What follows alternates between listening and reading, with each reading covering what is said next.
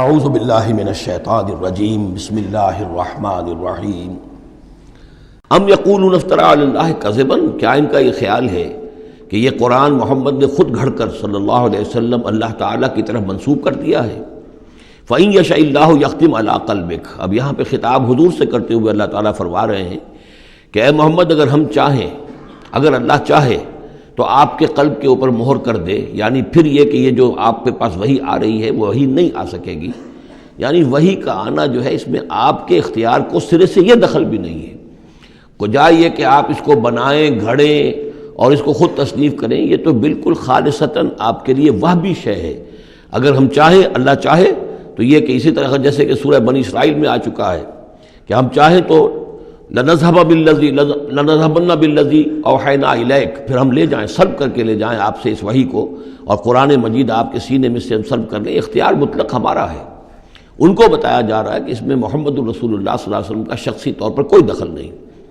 وَيَمْحُو اللَّهُ الْبَاطِلَ وَيُحِقُّ الْحَقَّ بِكَلِمَاتِهِ، اور اللہ تعالیٰ باطل کو تو محو کر دیتا ہے، مٹا دیتا ہے، اور حق کا حق ہونا اپنی باتوں سے، اپنی کلمات سے ثابت فرما دیتا ہے۔ بس اس میں وقت لگتا ہے، لیکن یہ کہ بالآخر احقاق حق اور ابطال باطل، یہ الفاظ آئے تھے سورہ انفال میں، اس لیے کہ اس کے بعد جو ہے غزوہ بدر میں وہ احقاق حق اور ابطال باطل کا جو ہے مرحلہ گویا کہ وہ مبرہن ہو گیا، واضح ہو گیا، اور الفرقان،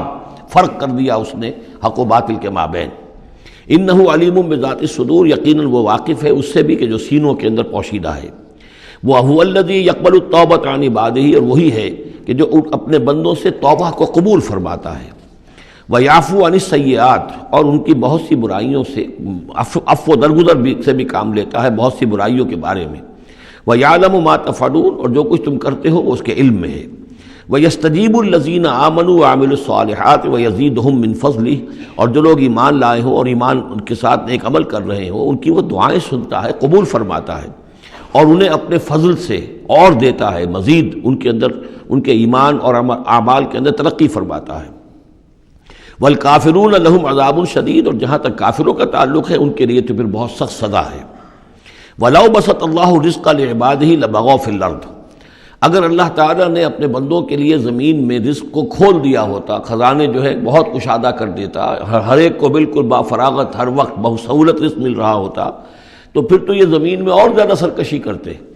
ابھی ان کا حال یہ ہے کہ محنت کرنی پڑتی ہے، مشقت کرنی پڑتی ہے، تب ان کو 2 وقت کی روٹی ملتی ہے، تب تو ان کی سرکشی کا یہ عالم ہے۔ وَلَوْ بَسَطَ اللَّهُ الرِّزْقَ لِعِبَادِهِ لَبَغَوْا فِي الْأَرْضِ وَلَٰكِن يُنَزِّلُ بِقَدَرٍ مَّا يَشَاءُ،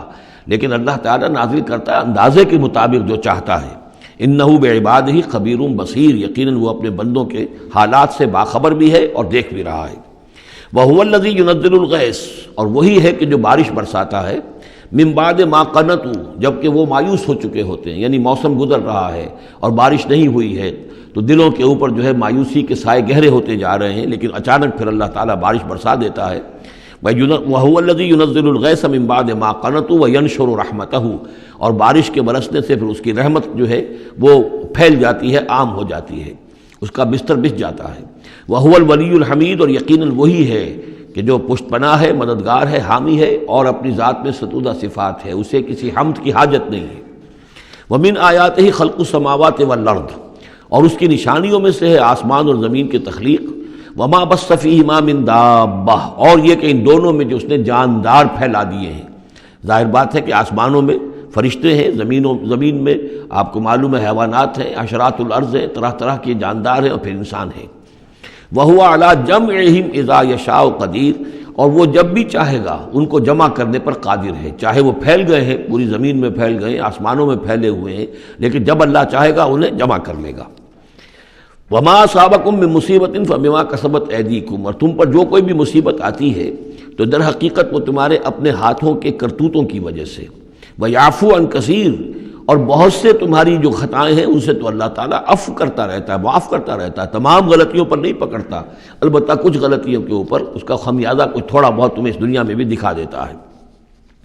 وَمَا أَنْتُم بِمُعْجِزِينَ فِي الْأَرْضِ، اور تم اللہ تعالیٰ کو نہ تو زمین کے اندر ہرا سکتے ہو، شکست دے سکتے ہو، اور گویا کہ یہاں پر مخفف مانیے ولا فی السماء، جس طرح کہ اس سے پہلے آ بھی چکا ایک مقام پر، نہ آسمان میں۔ یعنی یہ کہ اللہ تعالیٰ کی مشیت کو کوئی شخص جو ہے اس کو شکست نہیں دے سکتا، اس کی اپنی تدبیر ہے، وہ فعال لما یرید ہے، جو ارادہ کر لیتا ہے کر گزرتا ہے۔ وما لکم من دون اللہ من ولی ولا نصیر، اور نہیں ہے تمہارے لیے اللہ کے سوا کوئی ولی اور نہ مددگار۔ ومن آیاتہ الجوار فی البحر کالأعلام، اور اس کی نشانیوں میں سے وہ جہاز بھی ہیں جو چلتے ہیں دریاؤں میں اور سمندر میں، اور ایسے ہیں جیسے پہاڑ ایسے جہاز، بڑے بڑے جہاز۔ ان یشاء یسکن الریح، اگر اللہ چاہے تو وہ ہوا کو کھڑا کر دے، ہوا کو ساکن کر دے، اس لیے کہ ظاہر بات ہے یہ بادبانی جہاز ہوتے تھے جو چلتے تھے اور ہوا ہی انہیں لے کر چلتی تھی۔ ان یشاء یسکن الریح، اگر اللہ چاہے تو وہ ہوا جو ہے ساکن ہو جائے، فیظللن رواکد علی ظہرہ، تو پھر وہ کھڑے کے کھڑے رہ جائیں گے سمندر کی پیٹھ پر، یعنی سمندر کے جو ہے پانی کی سطح پر وہ کھڑے رہ جائیں گے۔ ان فی ذلک لآیات لکل صبار شکور، یقیناً اس میں نشانیاں ہیں ان سب لوگوں کے لیے جو صبر کرنے والے ہوں اور جو شکر کرنے والے ہوں۔ اور یوبقہن بما کسبوا، یا پھر اللہ تعالیٰ ان کو غرق کر دے، تباہ کر دے ان جہازوں کو ان کے گناہوں کی پاداش میں۔ ویعفو عن کثیر، لیکن اللہ تعالیٰ بہت سی گناہوں سے اور بہت سی خطاؤں اور تقصیرات سے تو درگزر فرماتا رہتا ہے۔ وَيَعْلَمَ الَّذِينَ يُجَادِلُونَ فِي آيَاتِنَا مَا لَهُم مِّن مَّحِيصٍ، اور تاکہ انسان جان لے کہ جو ہماری آیات میں جو جھگڑا کر رہے ہیں، کٹ حجتیاں کر رہے ہیں، کہ ان کے لیے بھاگنے کی کوئی جگہ نہیں ہے۔ یہ مضامین جو آئے ہیں سورہ مبارکہ میں، وہ جو عام مکی صورتوں کے مضامین ہیں، وہی رد و قضا، وہی ان کے ساتھ گفتگو مشرکین کے ساتھ، کفار کے ساتھ۔ صدق اللہ العظیم۔